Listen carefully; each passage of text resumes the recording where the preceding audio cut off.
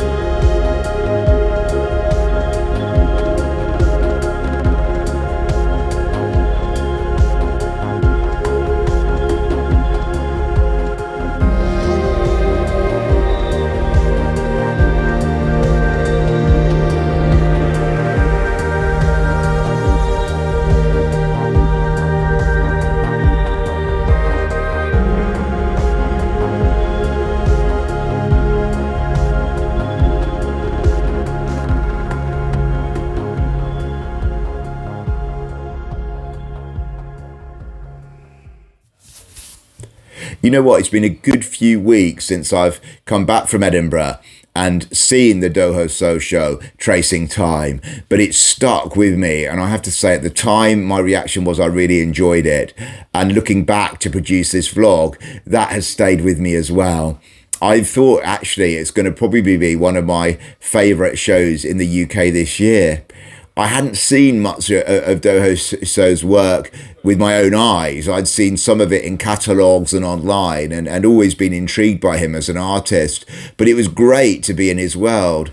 I went expecting lots of work on paper because this exhibition sold itself as the biggest ever exploration of Suh's work on paper, and I wasn't disappointed with that. But it was great to see some of his fabric sculpture work as well. That really was important in this exhibition.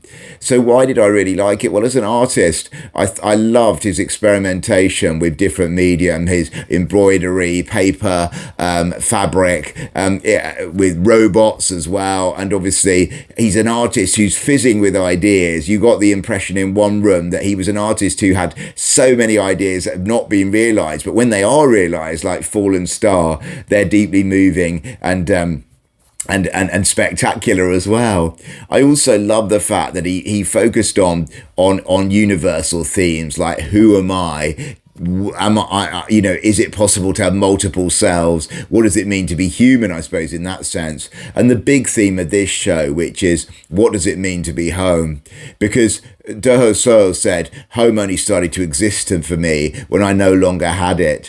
And so he's constantly ruminating on the meaning of home as an artist who left his native South Korea after spending his early artistic career there, moved to the States, to Providence, lived in New York, has lived in London, stayed in Berlin as well. He's constantly asking that question through his work. And some of the embroidery work was a highlight for me. You know, a criticism that has been levelled at the show is it's kind of so focused on paperwork that we don't get a sense of him as a full artist, because many of his most iconic works, not including Fallen Star, are fabric sculptures. But for me, the spectacular display of transitional spaces in that massive big gallery where you see the purple recreation of the hallway of his London flat, kind of joined at both ends by the green recreation of corridors or bits of corridors from his Berlin flat, was enough to get a sense of these translucent fabric sculptures. He said in the exhibition that Korean homes are